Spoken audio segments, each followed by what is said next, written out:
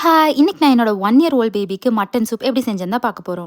Mutton எலும்பு யூசுவலா கடையில தான் போய் வாங்குவோம். பட் அன்னைக்கு லேட் ஆனதுனால ஃப்ரெஷ் டு ஹோம்ல ஆர்டர் பண்ணிட்டேன்.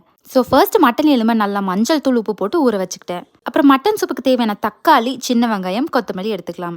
கொஞ்சமா இஞ்சி, பூண்டு இடிச்சு வச்சுக்கிறேன். அப்புறம் ஒரு குக்கர்ல பேருக்கு கொஞ்சமா நல்லெண்ணெய் சேர்த்துட்டு நம்ம கட் பண்ணி வச்சிருக்க தக்காளி, சின்ன வெங்காயம், கொத்தமல்லியை சேர்த்துக்கலாம். இது வதங்கினதுக்கு அப்புறமா நான் இடிச்சு வச்சிருக்க இஞ்சி, பூண்டு பேஸ்ட் சேர்த்துக்கிறேன். இதில் கொஞ்ச நேரம் வதங்க விட்டுட்டு நம்ம மட்டன் எலும்பு சேர்த்துக்கலாம். நான் சொன்ன மாதிரி மஞ்சள் தூள், உப்பு போட்டு நல்லா வாஷ் பண்ணி எடுத்துக்கோங்க. இதுக்கப்புறம் மசாலாஸ்லாம் ஆட் பண்ணிக்கலாம்.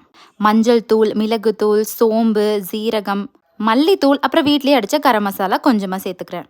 நீங்கள் 1 இயர் பேபி இல்லைனா 1 இயர் ப்ளஸ் பேபிஸ் வச்சுருந்தீங்கன்னா நீங்கள் இந்த மாதிரி மசாலாஸ்லாம் தனியாக அடித்து ஸ்டோர் பண்ணிக்கோங்க. அது குக் பண்ணும்போது ரொம்பவே ஈஸியாக இருக்கும்.